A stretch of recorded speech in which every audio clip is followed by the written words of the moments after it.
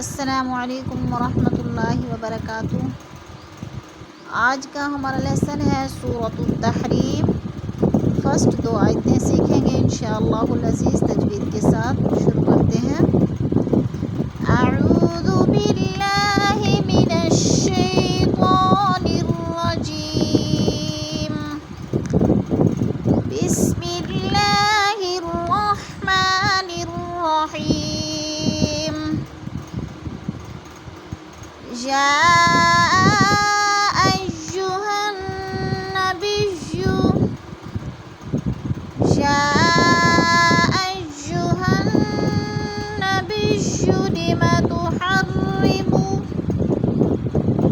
لم تحرم ما احل اللہ لک، لم تحرم ما احل اللہ لک،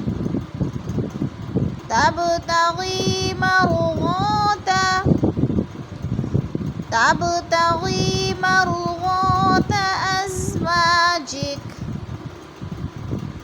تبتغی مرضات ازواجک، واللہ غفور رحیم، واللہ غفور رحیم۔ قد فرض اللہ لکم، قد فرض اللہ لکم تحلۃ ایمانکم، قد فرض اللہ لکم تحلۃ ایمانکم، واللہ مولاکم،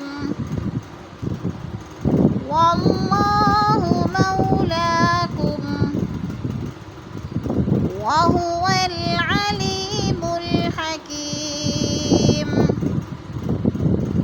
وہو العلیم الحکیم۔ ہم نے فرسٹ 2 آیتیں سورۃ التحریم کی تجوید کے ساتھ پڑھی۔ اب ہم ان 2 آیتوں میں تجوید دیکھیں گے کہ ہر ورڈ میں کون کون سا قاعدہ ہو رہا ہے۔ یا ایھا النبی، یا ایھا میں مد متصل ہے، 4 الفی مد ہے، ہم نے اس کو 4 الف کے برابر کھینچ کر پڑھنا ہے، یعنی لمبا کرنا ہے۔ ہنّا کی نون مشدد ہے، سختی سے جمع کر پڑھیں گے۔ اور ما احل اللہ، ما میں مد منفصل ہے کیونکہ حروف مدہ کے بعد حمزہ دوسرے کلمے میں ہے تو مد منفصل۔ اور احل اللہ، اللہ پر پڑھا جائے گا اس لیے کہ اللہ سے پہلے لفظ لام کے اوپر زبر ہے تو اللہ کو پر کر کے پڑھیں گے۔ اور تب تغی، تب با پر قلقلہ ہے، اس کو ہلا کر پڑھنا ہے با کو۔